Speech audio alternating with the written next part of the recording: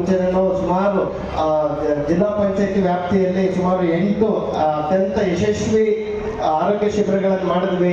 ಅದಕ್ಕೆ ಅಭೂತಪೂರ್ವ ಬೆಂಬಲ ಸಿಕ್ಕು ಸಾವಿರಾರು ರೋಗಿಗಳಿಗೆ ಒಂದು ಉತ್ತಮ ಚಿಕಿತ್ಸೆ ಸಿಗಂತದಾಯಿತು.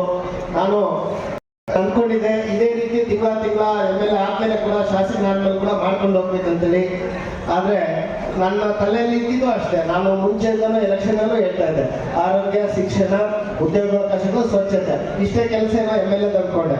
ಅದಾದ್ಮೇಲೆ ಗೊತ್ತಾಯ್ತು ನನ್ನ ಆರೋಗ್ಯ ಪೇಷಂಟ್ಗಳು ಬಿಡಿ, ನನ್ನ ಆರೋಗ್ಯ ಕಾಪಾಡ್ಕೊಳ್ಳೋ ಕೂಡ ಆಗ್ತಾ ಇಲ್ಲ.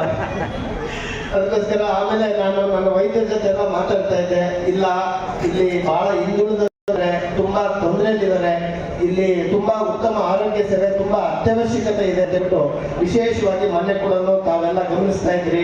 ಬಳ್ಳಾರಿ ಕೂಡ ಸುಮಾರು ಜನ ಬಾಣಂತಿಯರು ನನ್ನ ಏನ್ ನೋಡ್ತಾ ಇದ್ದೀನಿ, ಪ್ರತಿ ಹಳ್ಳಿಗಳಲ್ಲಿ ನಾನು ಸುಮಾರು ಎಲ್ಲ ಹಳ್ಳಿಗಳಿಗೂ ದಿನ ವಿಸಿಟ್ ಮಾಡಿದಾಗ ಎಲ್ಲ ಹೆಣ್ಮಕ್ಳಲ್ಲೂ ರಕ್ತಹೀನತೆ ನೋಡ್ತಾ ಇದ್ದೀನಿ, ಎಲ್ಲ ಮಕ್ಕಳಲ್ಲೂ ಪೌಷ್ಟಿಕಾಂಶದ ಕೊರತೆ ನೋಡ್ತಾ ಇದ್ದೀನಿ. ಇದು ಅದಕ್ಕೋಸ್ಕರ ನಮ್ಮ ವೈದ್ಯ ಮಿತ್ರರ ಒಂದು ತಂಡದೊಂದಿಗೆ ಮುಂದಿನ ದಿನಗಳಲ್ಲಿ ಮನೆಗೆ ಆರೋಗ್ಯ, ಪ್ರತಿ ಮನೆಗೆ ವಿಸಿಟ್ ಮಾಡಿ ಅವರ ಆರೋಗ್ಯಕ್ಕೆ ಗುಣ ಪರೀಕ್ಷೆ ಮಾಡಿ ಅವರಿಗೆ ಉತ್ತಮ ಚಿಕಿತ್ಸೆ ಕೊಡುವಂತ ಕೆಲಸನ ನಾವು ಮುಂದಿನ ದಿನಗಳಲ್ಲಿ ಮಾಡ್ತಾ, ಮತ್ತೆ ಇದೇ ರೀತಿ ನುರಿತ ತಜ್ಞರೊಂದಿಗೆ ಜಿಲ್ಲಾ ಪಂಚಾಯತ್ ವೈದ್ಯ ಕೂಡ ಮಾಡಿ, ಯಾಕಂದ್ರೆ ಎಲ್ಲರೂ ಶಿಬಿರಗಳಿಗೆ ಬರಕ್ಕಾಗೋದಿಲ್ಲ, ಆದ್ರೂ ಪಾಪ ವಯಸ್ಸಾಗಿರ್ತಾರೆ, ತೊಂದರೆ ಇರ್ತಾರೆ. ಮುಂದಿನ ದಿನಗಳಲ್ಲಿ ಇನ್ನು ಆರೋಗ್ಯ ಕ್ಷೇತ್ರಕ್ಕೆ ಮತ್ತು ಶಿಕ್ಷಣ ಕ್ಷೇತ್ರಕ್ಕೆ ನಮ್ದು ಏನು ಕನಸಿದೆ ಅದನ್ನ ಮುಂದುವರಿಸ್ಕೊಂಡು ಹೋಗ್ತೀನಿ. ನಿಮ್ಮ ಆಶೀರ್ವಾದ ಇದೆ ಇಲ್ಲ ಅಂತ ಹೇಳ್ತಾ ಮತ್ತೊಮ್ಮೆ ಇನ್ನು ನಮ್ಮ ಸುಮಾರು 100 ಜನ ಬಂದಿದೆ, ಅವ್ರಿಗೆ ಹೆಚ್ಚಿನ ಕಾಸಿದೆ ಈ ಶಿಬಿರನ ಉತ್ತಮ ಚಿಕಿತ್ಸೆ ಕೊಟ್ಟು ಈ ಶಿಬಿರನ ಯಶಸ್ವಿ ಮಾಡೋಣ ಅಂತ ಹೇಳ್ತಾ ಮತ್ತೊಮ್ಮೆ ತಂದೆಯವರಿದ್ರು.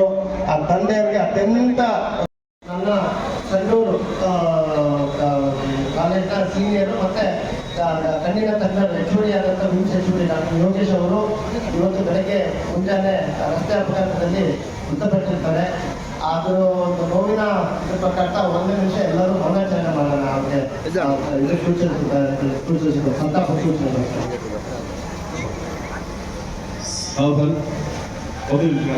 ಮೌನಾಚರಣೆ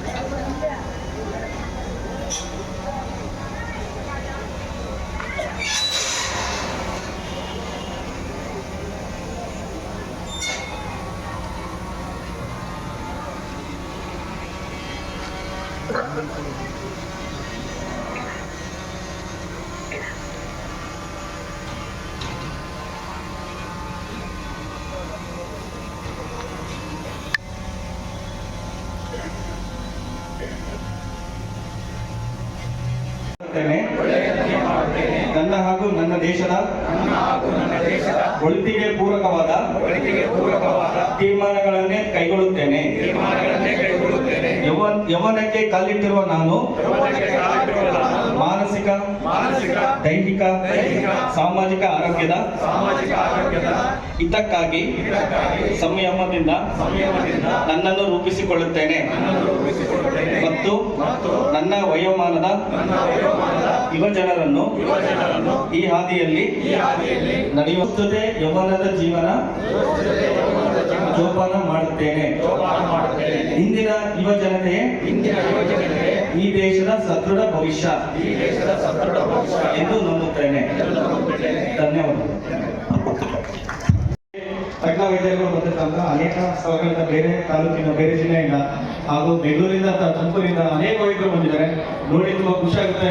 ನಮ್ಮ ತಾಲೂಕಿಗೆ ಒಂದು ಬಡತನ ಹಾಗೂ ಬಡ ಜನರು ಇರ್ತಕ್ಕಂಥ, ಅತಿ ಹೆಚ್ಚು ಬಡವರೇ ಇರ್ತಕ್ಕಂಥ ಹಾಗೂ ಮಧ್ಯಮ ವರ್ಗವರು ಇರ್ತಕ್ಕಂಥ ಮಕ್ಕಳು, ಹೆಣ್ಣು ಮಕ್ಕಳು ಹಾಗೂ ವಯಸ್ಕರಿಗೆ ಹಾಗೂ ವೃದ್ಧರಿಗೆ ಒಂದು ತಪಾಸಣೆ ಮಾಡಿ, ಕಣ್ಣಿನ ತಪಾಸಣೆ ಹಾಗೂ ಎಲ್ಲಾ ತಜ್ಞರು, ಸ್ತ್ರೀರೋಗ ತಜ್ಞರು ಬಂದಿದ್ದಾರೆ, ಮಕ್ಕಳ ತಜ್ಞರು ಬಂದಿದ್ದಾರೆ, ಹಾಗೂ ನೀವು ನೋಡ್ತಾ ಇದ್ದೀರಿ ಮೂಳೆ ತಜ್ಞರು ಬಂದಿದ್ದಾರೆ, ಕಿವಿ, ಮೂಗು, ಗಂಟಲು ಹಾಗೂ ಜನರಲ್ ಫಿಸಿಷಿಯನ್ ಬಂದಿದ್ದಾರೆ, ಸರ್ಜನ್ ಬಂದಿದ್ದಾರೆ.